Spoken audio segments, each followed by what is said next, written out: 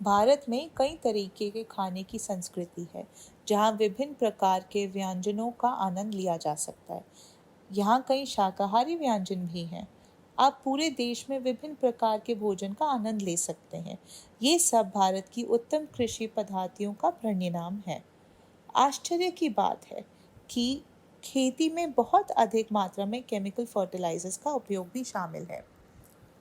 खेती में इस्तेमाल होने वाली विभिन्न फर्टिलाइजर्स और केमिकल्स चीन से आयात किए जाते हैं। वर्षों तक भारत इन फर्टिलाइजर्स के लिए चीन पर बहुत अधिक निर्भर रहा तथा लगभग 95% फर्टिलाइजर्स का आयात करता था।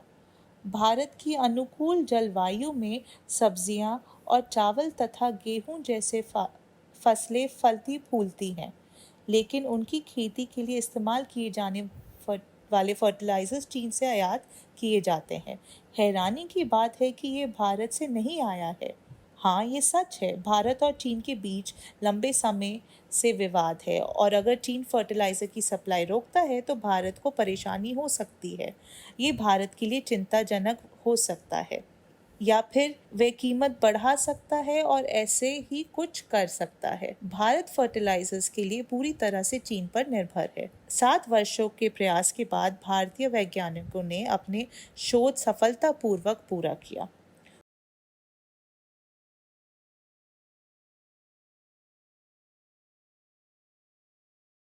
उन्होंने अपनी स्वयं की वाटर सॉल्युबल फर्टिलाइजर टेक्नोलॉजी विकसित की। इस तकनीक से ऐसा फर्टिलाइजर बनता है जो पूरी तरह से प्राकृतिक है और फसलों व मनुष्यों दोनों के लिए सुरक्षित है और इसका कोई हानिकारक प्रभाव नहीं है। अद्भुत! ये पूरी तरह से पर्यावरण अनुकूल और अत्यधिक कुशल है। वास्तव में एक उल्लेखनीय उपलब्धि। मिनिस्ट्री ऑफ माइंस, जो सोने, हीरे और कोयले के एक्सट्रैक्शन की देखरेख करता है, ने इस पहल का समर्थन और प्रोत्साहन किया, क्योंकि हम नहीं चाहते कि भारत चीन पर निर्भर रहे और अनंत भारत ने इसे सफलतापूर्वक विकसित कर लिया।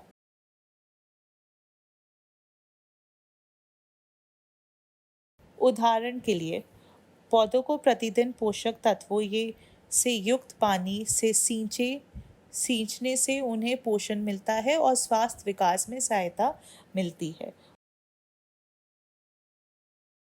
वाटर सॉल्युबल फर्टिलाइजर उसी तरह काम करता है जैसे पानी को आवश्यक पोषण तत्वों के साथ मिलाया जाता है।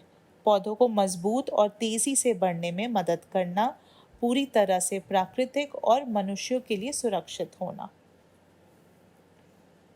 कृषि को लाभ पहुंचाने वाली भारतीय तकनीक का विकास करना देश के लिए गौरव की बात है। इसका अर्थव्यवस्था पर क्या प्रभाव पड़ेगा? पहला, कई वर्षों से भारत आयात के लिए चीन पर निर्भर रहा है। अगर चल रहे विवादों के चलते चीन दाम बढ़ाता है या आपूर्ति में देरी करता है तो भारत मुश्किल में पड़ सकता है, लेकिन अब नहीं।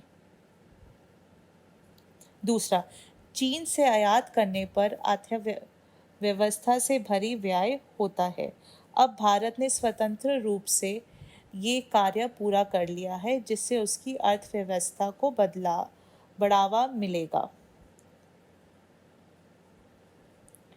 तीसरा, इससे रोजगार को बढ़ावा देने, नवाचार को प्रोत्साहित करने, कारखानों की स्थापना आदि से भारतीय अर्थव्यवस्था को बढ़ावा मिलेगा। चौथा, भारत की उपलब्धि के वैश्विक स्तर पर निर्यात बढ़ेगा, जिससे अर्थव्यवस्था और मजबूत होगी।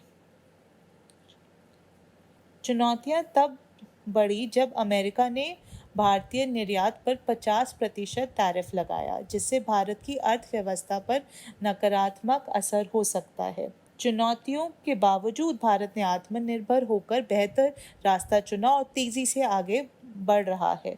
भारत पीछे नहीं है, बल्कि उसने एक विकल्प ढूंढ लिया और अपना विकास के लिए मजबूत रहा।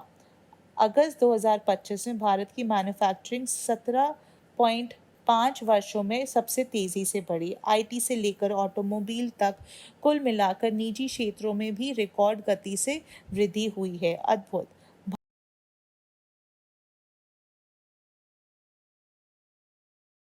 भारत का अपना वाटर सॉल्युबल फर्टिलाइजर को विकसित करने की दिशा में प्रयास भविष्य के लिए लाभदायक है। भारत आत्मनिर्भरता की कोशिश कर रहा है और नवाचार को बढ़ावा दे रहा है।